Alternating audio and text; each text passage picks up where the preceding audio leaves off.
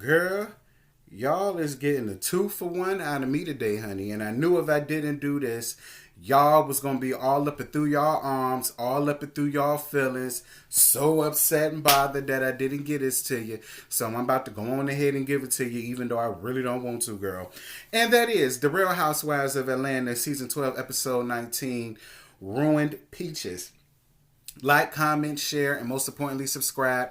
Be sure to hit that bell, become the notification gang. And if you really rock with my channel, as y'all say y'all do, please make sure to watch those ads. My PayPal and Cash App will be listed down to the description box. And if you would also like to donate to the channel by joining, you most definitely can. I have 2 tiers, T-Subs and T-Squad. Both of those are a reoccurring payment every month. And you can also donate to the channel by buying the merchandise. My merchandise has been selling a lot in the past week. I most definitely appreciate everybody that has gone out and bought anything from Teespring/T-Talk Boutique for all of your T-Talk needs. I'm letting y'all know now, this isn't going to be available until today about 5-ish. I'm recording early in the morning, so I'm going to give it to y'all at 5 because I want the come up video to gain some traction and thatness, just to be fair, but y'all is gonna get this today. So the episode continues with Kenya and Nene arguing, and Nene makes a gesture at trying to spit on Kenya. I done gone off on Nene Bullwinkle Wildebeest leaking all season long since episode 1. I don't have nothing more to humiliate, demean, or insult her any more than what I've already have and what she's already done to herself. So I'm just gonna leave it at that. Kenya says that the only problem she has with Nene is the fact that she called her baby a buffalo. And Nene kept trying to backpedal and coochie pop in the handstand, saying that she did not call her baby a buffalo. She called her a buffalo. Bitch, the sky's blue. And you're not going to convince me otherwise, especially when they shown the footage of you saying, oh, she's having a buffalo. That's not her calling you. That's not you calling her a buffalo. That's you calling Brooklyn a buffalo. Girl, stop playing on our intelligence. Please stop playing. I know you ain't got none of your own. So stop trying to play and insult ours. Moving right on along. Marlo and Nene come back to the table, and Kenya says that she didn't like the fact that she called her baby a buffalo. Nene tries to, well, I already said that she tried to backpedal in the coochie pop in the handstand, but when they gave that nasty montage of her basically saying, oh, she's having a buffalo, boom, we done talked about that. But she does give an apology for it. That apology was BS. It was BS. It wasn't genuine. It wasn't real. And the only reason why she gave the apology was because she knew in the back of her mind that there was footage of her calling that baby a buffalo. So why not apologize for it? You didn't say it, and you were so adamant of saying that you didn't say it, but you want to offer up an apology. So which one is it? Moving on. They give the crown to Marlo, and Kenya says that she gives the crown to Marlo, and Marlo feels that Kenya owes her an apology for what she did down to that tight ass wig event. Kenya tells her, if you don't remember everything you said and done to me, then I don't know where we go from here. You've always been the aggressor towards me ever since we fell out. If you're going to come with a gun to shoot me, I'm going to come with the machine gun, and that's what I did. Certain things are off limits. My mother, my daughter, and my husband. And they basically flash back to a time when, Phaedra line ass was still up here on the show. And when they all went out camping, and Marlo said something to the effect of, well, you're an evil person to that nature when your own mother doesn't want you. And then to find out that you were adopted yourself, and for you to sit up and say something as mean, despicable, just so uncouth, so unclassy based like that, yeah, I was with Kenya. Girl, bye. You've been insulting this girl way before she decided to do what she did, down to that tight ass hair wig event. That, quite frankly, had she not showed up, the whole event would have been a bust. Your event was a bust. It was a bust. It was completely not what I expected. Marlo Hampton, somebody that's supposed to be so in charge of the girls and so rich and classy based, girl, that tight ass event did not show that. So as far as I'm concerned, she saved your event and that scene. So girl, bye. Kenya decides to get up and walk away. And I mean, I really don't blame her. Candy tries to get her to come back, but she's not having it. And I wouldn't have it either. It's like, girl, I'm not about to sit here and listen to these two clowns sit up and constantly find little digs and little dags and little jabs when this is supposed to be something that's positive. And I was with Kenya for that. And if any of y'all sitting up here talk about something, I'm riding her coattails, or I'm always on Kenya's side, the girl, so be it. I could care less. Listen, I don't owe them nothing. But at the end of the day, I am a human being and I have a mind of my own. And this is just the way I feel about it. If y'all don't agree with it, that's on y'all. That's y'all prerogative. And just like it's my prerogative to be on Kenya's side, point blank, period. I don't care how y'all feel about it. If you don't like it, y'all hoes can unsubscribe. Period. Moving right on along. When Kenya leaves, Marlo tells the other ladies that what she said about Kenya's mother was horrible and she apologized for that. Okay, bitch, so why couldn't you just say that? If you could say that to them, why couldn't you say that while she was sitting there? Instead of you trying to go around the mulberry bush, trying to make it seem as if she's acting or she's this or she's that. She told the absolute truth. You always seem to be the aggressor and come at this woman first.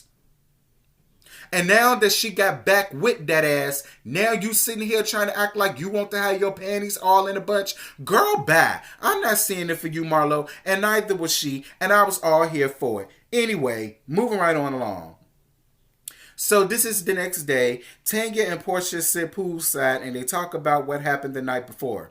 Nene comes out and says that she saw Brooklyn in the kitchen. She was going to bring her outside to them, but said, nah, I don't want Kenya to come out shooting at her. And it's like, girl, yeah, because I would definitely do that. I would be throwing all kind of plates, forks, knives, fire pokers, and ay with you, because at the end of the day, she was a buffalo. So don't pick up my buffalo. Don't try to befriend my buffalo. Don't come up playing with him, playing tiddlywinks and ay. Don't do none of that with my kid. Don't you touch my damn daughter.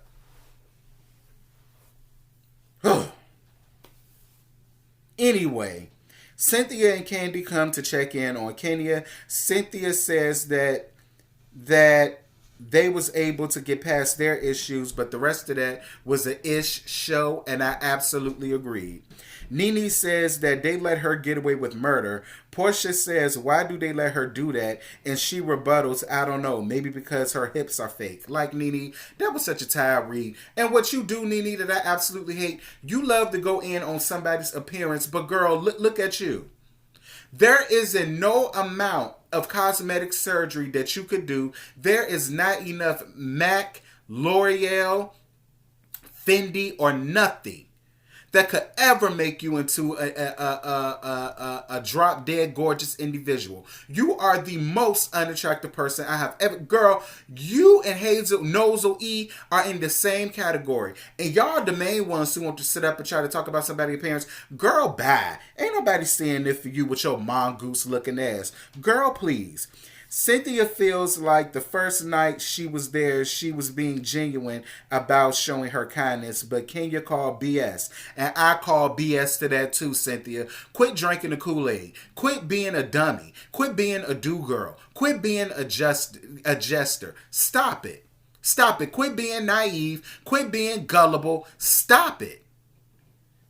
Anyway, Kenya says, how can you say she was being genuine when she tried to kick me when I was at my lowest point? And I definitely agreed. Candy says that this whole week she was trying to have a conversation with you before she had one with Portia. And this is what I like about Kenya. To everybody who feels like Kenya Candy never gets Kenya together. That was a way of getting Kenya together because she was absolutely right, Kenya. At the end of the day, you can't continuously say you want an apology, you want some explanation, but yet you don't want to sit down with her. Like, you can't have it both ways.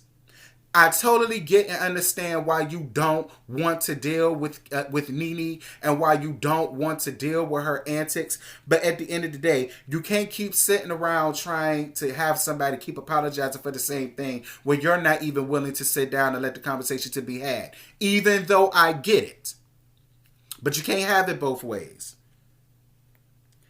Portia says that when she brought up the Buffalo comment, she feels it was a reach. Portia, girl, Portia, daughter, Portia, auntie, because you older than I am.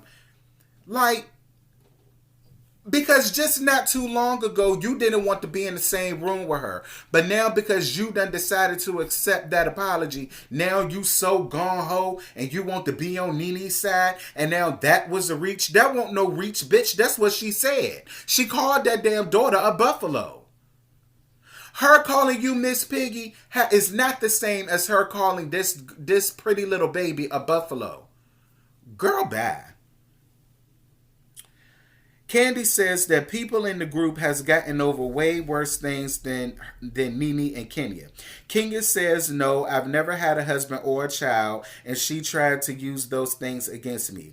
Candy says that doesn't compare to being accused of rape. So if she can sit down and be cool and have conversations with Portia, they should be able to do the same. And I would have to agree. Like, I'm still confused and befuddled and bewildered as to what it is that they're so upset with each other about. Because when they showed the thing of 6 years ago when Kenya was living in an Airbnb, Nene was the one running around there being her friend, having a realtor come back and this, that, and this. So I'm completely confused as to how they went from that to now Nene wants to spit on this woman and Kenya constantly wants to play victim to all of this when she does have a small part, a very small part, to play in all of this.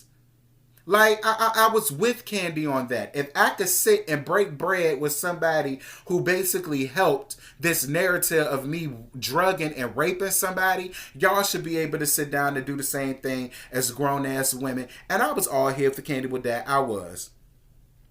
Candy wants to take the ladies to Lindsay Lohan's beach club. She wants to do some fun team building games. The ladies arrived at Lohan's beach club where they do team building games. Marlo and Cynthia could not get their shit together to save their life, honey. But I will say this. It was really fun to watch all of these women just let everything go, have fun, enjoy the scenery, enjoy the drinks, enjoy the ambiance, and enjoy the company of one another. It's like, even though I don't see it for you, I don't have to always get into an argument with you every time we get amongst each other. Listen, I don't have to see it for you or like you. I can hate your guts. But because I'm an adult, I know how to be around you in the presence of other people and still be classy based. All I got to say to you is hi and bye. If you say something that's funny, I give you a small little and then it just be that, and you should be able to do the same, and everybody can just enjoy the time with everybody else. It does not always have to be ugly when it comes to you two overgrown ass women. Moving right on along. The ladies have a goddess party where the ladies had to wear something that was Greek inspired. Candy and Cynthia wants to play a Greek tragedy with Cynthia playing Nene and Candy playing Kenya. Candy feels like by them doing this, maybe Kenya and Nene could say their issues are not that deep and they could finally have a conversation. Or if nothing else, it would give her practice for this role that she got on The Shy. Shout out to Candy Burrs. Cynthia feels like this could go either really right or really left. All of the ladies looked amazing in their goddess outfits other than Marlo. Like, girl, that dress was very Rainbow Couture, very City Trends based, very Marshall's realness. Why pay more when you could pay less? Ross dressed for less. Like, that's really what it was giving me. And the only thing that was really Greek inspired was that bull crap that you had on your head. But other than the exception of Mastercard Marlo, who talks like this, everybody else looked amazing, especially especially Kenya. I lived for Kenya's dress and Cynthia's. I lived for Cynthia's dress. And Candy, for that matter. I lived for her dress as well. Nene's would have been cute, but girl, you had your Dunlap all out, and the least you could have did was put on a nasty waist trainer, or at least some Spanx, honey, to get that belly together, but whatever. The ladies go around and give their own goddess names. Moving on from that. So when it was time for Cynthia and Kenya to do their drama, Nene wasn't here for it, claiming that she had to get up to pee, and she walks out. They then hear Nene start to turn up on production, being completely rude and disrespectful as usual, saying that she's going to pack her bags and go home. And y'all, that was the end of the episode. Like, the episode, it really wasn't that bad. I am glad that they're about to finally just go home and be done with this. I hate the fact that we're living in a culture where everybody wants to be on this gang, get along bull crap.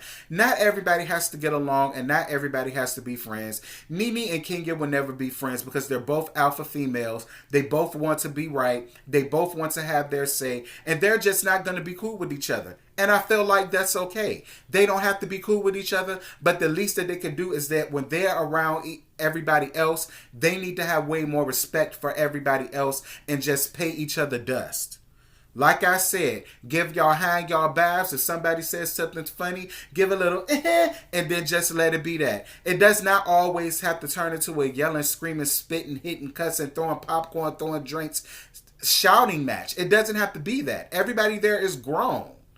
Have more respect for everybody else that genuinely just wants to have a good time. Nobody constantly wants to be amongst a group of people where we have to always wonder or worry whether these two people are going to start turning up on each other. It ain't cool.